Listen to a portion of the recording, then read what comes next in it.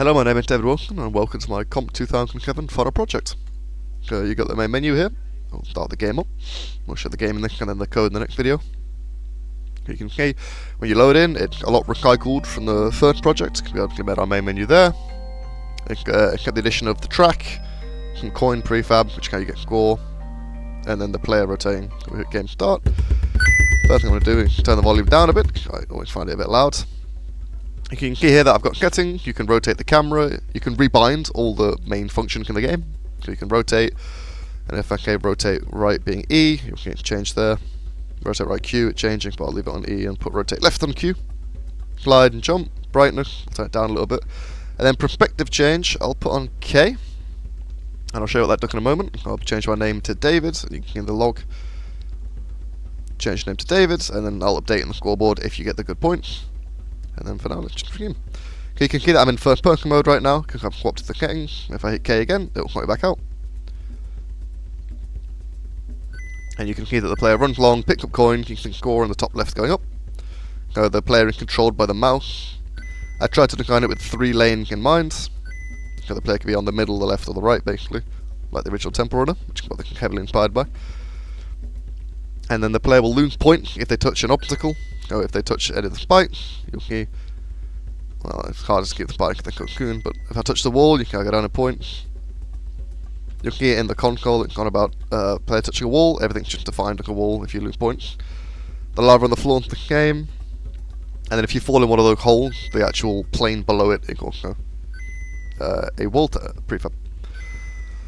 So you'll see that there's different turns, it's procedurally generated, so I've made about 8 different prefabs, I think it is, of terrain, and then it just randomly puts them together. I think the only limitation is turns. Turns can't occur too frequently. Like I'm sure you've noticed, the player gradually speeds up, and if you go through these portals, the time of day will change. And then there's obviously the animations. Go like a looping animation of the player running, and if you can slide, which you can. And then when you jump, there's also a little animation of embedding his knee and then jumping.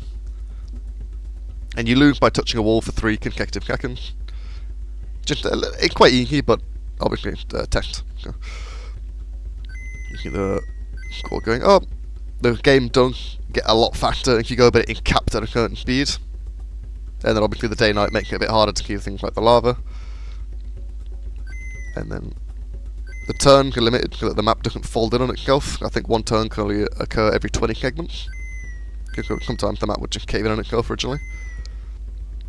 It's not tremendously complicated, but every model and such was designed by me, except for, I think, the texture for the Temple Runner floor around. But then I'll show you when we lose. I'll just stay here and touch the wall for a second. And you'll see it showing a picture of you losing, with you link at the bottom, and then you just hit main menu, and take you back to the start. So thank you for coming to the project, and in the next video I'll talk about the code aspect. Hello, my name is David Wilson, and welcome to the second part of my Comp2007 project, where I discuss the code. So, to start with, I'll go into a bit of detail about the bridging, because obviously that's the main of the map. So, the way it works currently is there's a bunch of prefabs. You can see the colliding such if the player hits anything colliding, or the wall colliding, sorry, and they have the tag wall, I think I can text, the tag wall up there, then they'll take damage, they'll lose coins. If they touch it for 3 seconds, they'll lose. The game comes with the play underneath. And obviously the imaging were made, they're quite simple, but they were made in Blender. And you've got the right version, you've got the left version of that bridge, which is just rotated. And then you've got the normal bridge, which is what the prefabs are based off. You can see the collision underneath. That's to prevent 2 bridge segments from spawning on top of each other. So it detects if there's two of those specific colliders matching each other, and if it don't detect those, then it will stop the bridge spawning and try and spawn a different segment.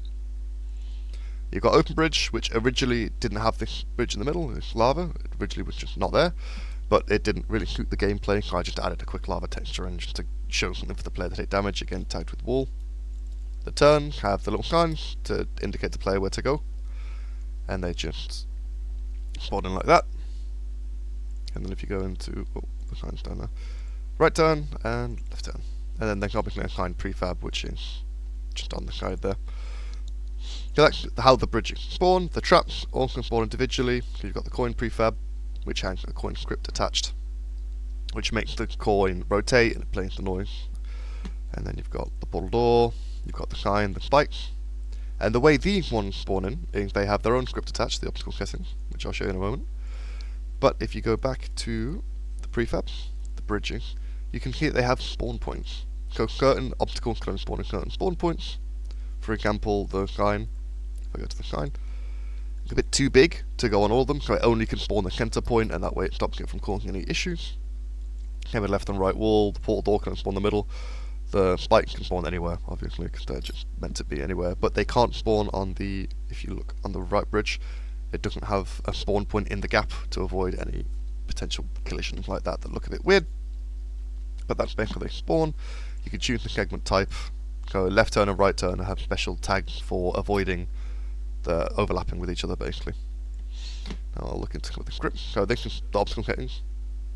It chooses, you attach it to every obstacle. The height offset is something you can individually monitor for each. Obviously the sign needed to be changed. And then allowed spawn type being any, you can change that. So for the sign, that would be changed to center. If I go back and show it. There you go, you can see that it's center, which is only the center spawn point. Then we'll go into the other major script, which is the bridge spawner. So you can only have 30 segments at once. The segment lengths are 6f long. They're all the same length to avoid the way that it prints. It'll go forwards, 6 on the X or the Z axis, I think, and then it will spawn another bridge, and then it'll go forward unless it can turn, at which point the spawn point changes. You'll see on the prefabs again.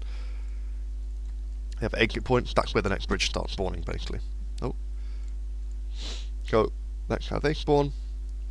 Spawn specific segment prevents certain, like, too many of one type of segment spawning. Again, the right and left turn coming to mind. The input manager is just it's in the settings. It's how you change the inputs.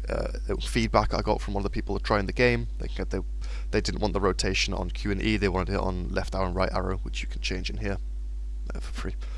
The player controlling, another big one, obviously. It's probably the longest of all the scripts. It's got a lot of variables because it has to do a lot of things. So I made the robot in the... let's get the player prefab up. I actually made the robot in... Hello? There we go. So you'll see the player robot, which is down here. This is all made in Blender. It's, again, a really simple model. The animations are very, very small. You got the jump animation, which you can get a bit more detail. You can move up a little bit. And you got the slide animation where it just lies down and goes forward. But that was all made in Blender by myself. And then obviously the player controller script goes through it. It prevents moving if paused. So that's how the pause menu will always call that function. It always ensures that the player, it lines up the animations with the player, so it'll always loop on running unless the input of jump or slide has been put in, and then it'll do those and then go back to running. It scales. A very easy script. It's just the longer it goes on, it scales up to a point. It's prevented to going above anything faster than 15F because I think that makes the game very hard to play. Rotate player script, again, press Q and E, it just turns the player. Handle slide, start the slide, which is just here. Starts the slide and then sets the trigger to sliding, which obviously causes the animation to play. Start slide happens straight after. This is how it adds the score, time based, and then if you get a coin, that can also add to the score, which you'll see in here. Collect coin, add score. So this is caused by the pause manager. So it'll set pause. When you hit escape, it pauses, it freezes the whole game, nothing moves, and you get the option to change your settings, your name, or whatever you need. This just makes the player move in the spawn point, and I think that's all the major things I've talked about. Thank you for listening.